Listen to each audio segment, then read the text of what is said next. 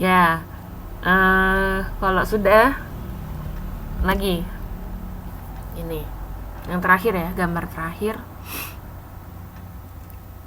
Ya, itu kenapa ini kartunnya? Jadi di situ ada tulisan divine normal. Itu maksudnya apa? Maksudnya definisikan apa sih maksudnya normal?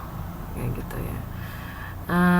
Ini memang gambar ini bukan maksudnya buat nggak cuma untuk ice breaking sebenarnya, tapi memang ada maknanya ya. Kenapa kok di awal saya malah ngasih gambar dulu nih? Ini kita malam ini sebenarnya bahas apa sih? Gitu. Nah ini yang makanya mau kita diskusikan malam ini. Jadi sudah tadi gambar-gambarnya diingat. Nah dikira-kira tuh apa langsung komentar awalnya ketika lihat gambar itu. Nah jadi malam ini tuh kita belajar tentang sosiologi dan pembentukan kepribadian gitu ya. Nah ini tadi kalau misalnya Mbak Tia udah nanya tadi di atas pembentukan kepribadian tuh maksudnya gimana. Nah di sini memang nanti akan kita bahas kalau misalnya dalam sosiologi itu ada sih namanya nilai dan norma. Terus ada juga namanya proses sosialisasi gitu ya. Ada namanya juga norma-norma sosial, terus tadi kepribadian, terus metode kajian tentang kepribadian, dan lain-lainnya sampai bawah gitu ya. Tapi malam ini karena ini materinya agak cukup panjang, jadi nanti kita cuma membahas sampai ke tingkat sosialisasi ya, sampai yang poin J. Yang D, E, F, G minggu depan insya Allah.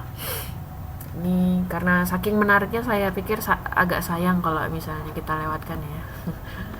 Nah oke. Ini tadi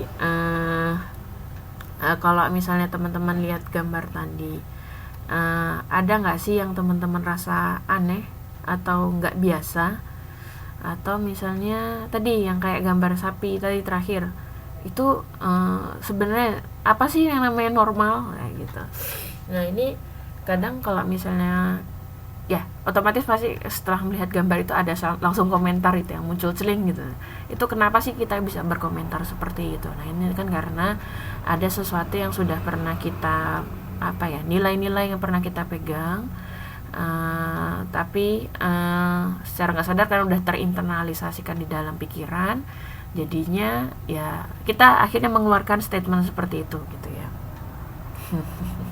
Nah tadi bilang sapi nggak normal di atas pohon, aneh gitu ya.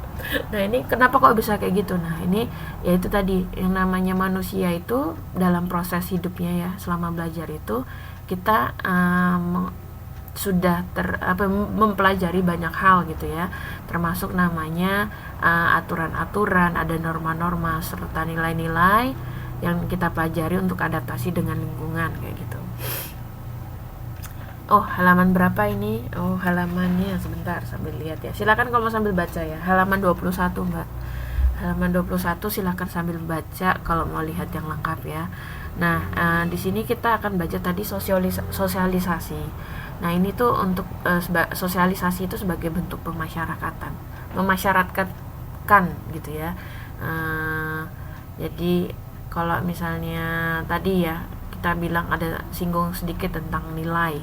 Nah kalau di sosialisasi itu ada yang namanya pemindahan nilai dan norma untuk menjamin kesetiaan secara terus-menerus kepada nilai dan norma.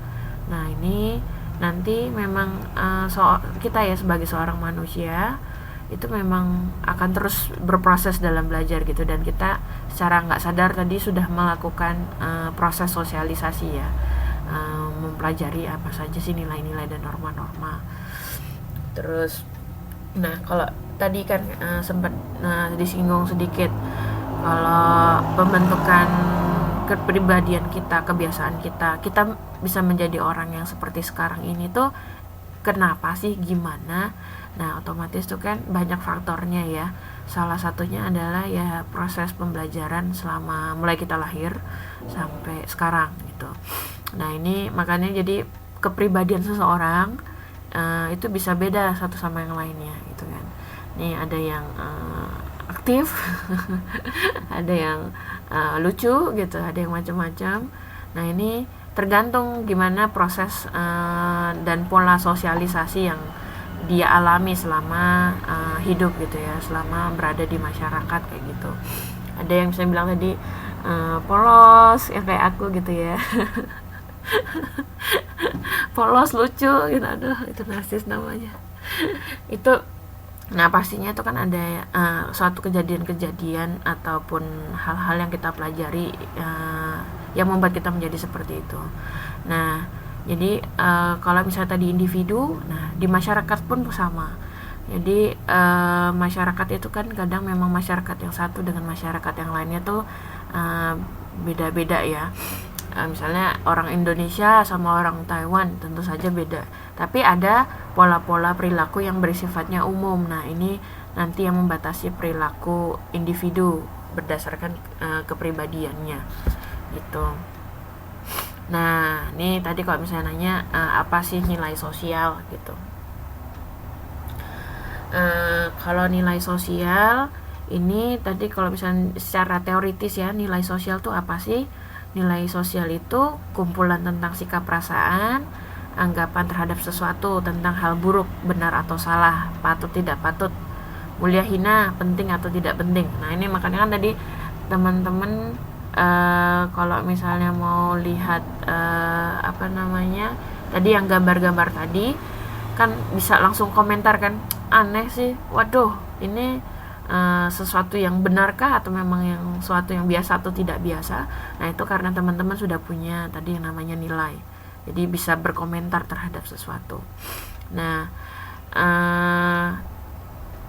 oh ya, ini ada pertanyaan, bisa dilihat di YouTube ya, nanti saya masukkan di YouTube ya, insya Allah.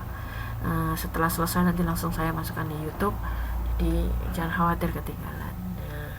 Tadi waduh ini ada berapa pertanyaan yang lewat, nanti sambil ini ya tolong diingetin lagi nih. Gitu. Terus nah nilai individual itu kalau misalnya apa yang kita pahami sebagai benar atau salah itu kan bisa saja beda ya satu sama lainnya, dan itu bisa saja juga bertentangan dengan nilai yang ada di masyarakat kita. Jadi udah mulai kalau udah belajar ke masyarakat itu ya, makanya kadang sering ada konflik, sering ada permasalahan, itu karena ada ini ya pertentangan atau perbedaan. Nah oh ya silakan Mbak, mau izin silakan off, nanti bisa tanya temennya atau bisa nanti lihat ya. Oke, lanjut lagi ya. Terus nah kalau misalnya tadi nilai pengertian secara umum, ini nilai sosial gitu. Nilai sosial itu yang dianut oleh sebagian besar masyarakat kayak gitu. Nah kalau yang nilai pribadi itu kan ya individu doang tuh. Kalau nilai sosial itu berarti nilai-nilai yang dianut oleh masyarakat secara umum. Nah ini ada dua aliran nih disebutkan, ada yang namanya subjektivisme. Itu maksudnya nilainya diciptakan oleh subjek sehingga sesuatu itu jadi punya nilai. Sedangkan objektivisme itu karena memang sesuatu itu sudah punya nilai intrinsiknya, walaupun subjeknya tidak memberikan penilaian gitu ya. Oke. Nah contohnya gimana sih kalau subjektivisme? Nah ini kan banyak ya sebenarnya kalau mau lihat teman-teman coba lihat kanan kiri gitu, sesuatu yang diciptakan yang awalnya mungkin tidak berharga tapi kemudian kita beri nilai di situ. Contohnya apa ya, kalau misalnya produk-produk aja deh gampangnya. Kemarin saya habis lihat tayangan di TV pas di Indonesia, tahu cacing ya. Orang lihat cacing, aduh cacing gak geli, jijik segala macam. Tapi ketika misalnya teman-teman lihat waktu itu karena dia pembahasan di TV itu menceritakan bahwa cacing itu punya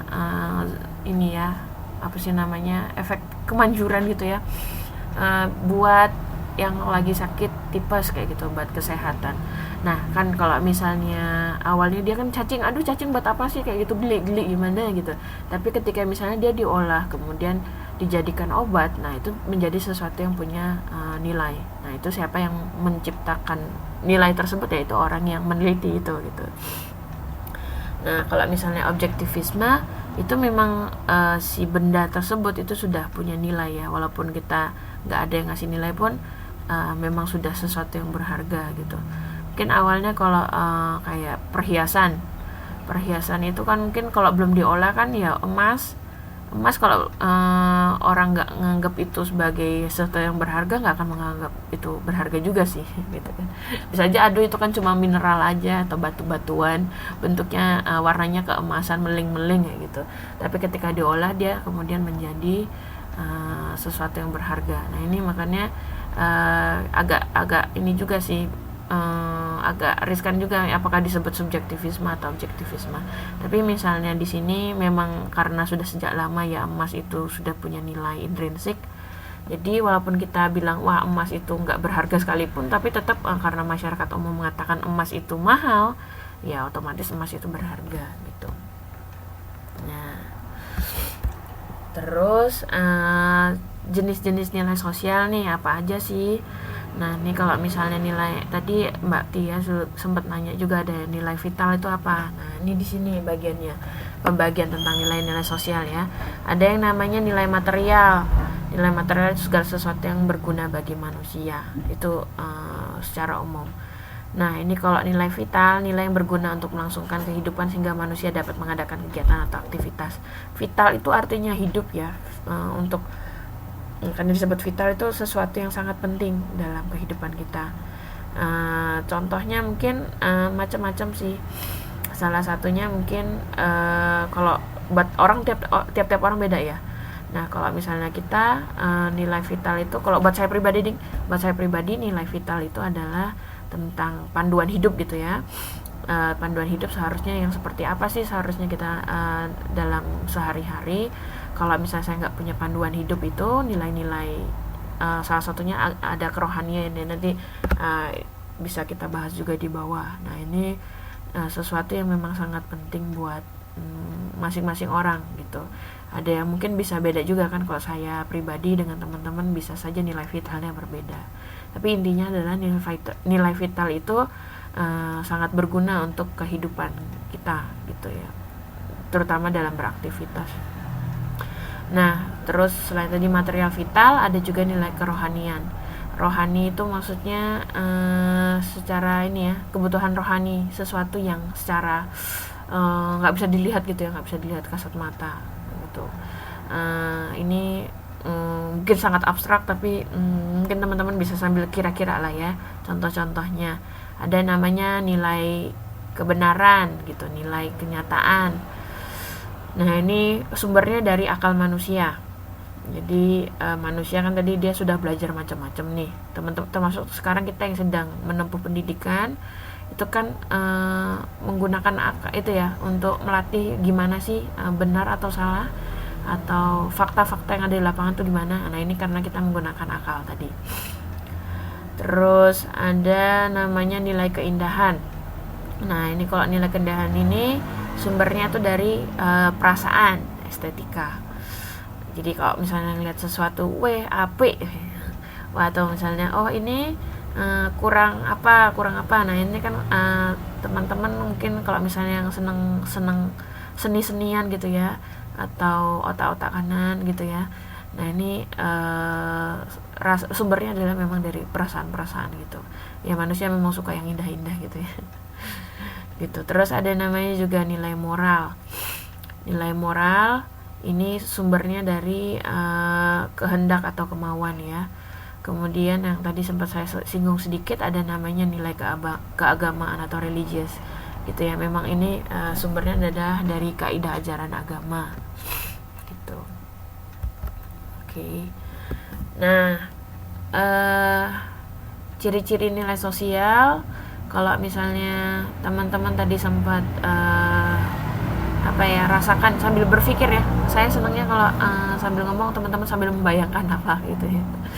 Ciri-ciri nilai sosial menurut Wilahuki ini ya, nilai sosial itu adalah yang membentuk adalah masyarakat ya, konstruksi yang mengkonstruksi atau yang membangun itu adalah masyarakat, yang itu tercipta dari interaksi gitu ya, dari anggota masyarakat. Jadi kalau misalnya nilai saya pribadi, kalau itu tidak disampaikan kepada orang lain, itu kan belum bisa dikatakan sebagai nilai sosial. Ketika misalnya semua orang, misalnya teman-teman yang ada di sini aja deh, sebagai satu kelompok khusus gitu ya, masyarakat kejar pakai C gitu ya. Kalau misalnya ada satu nilai yang hendak ingin saya sampaikan teman-teman, kemudian kalau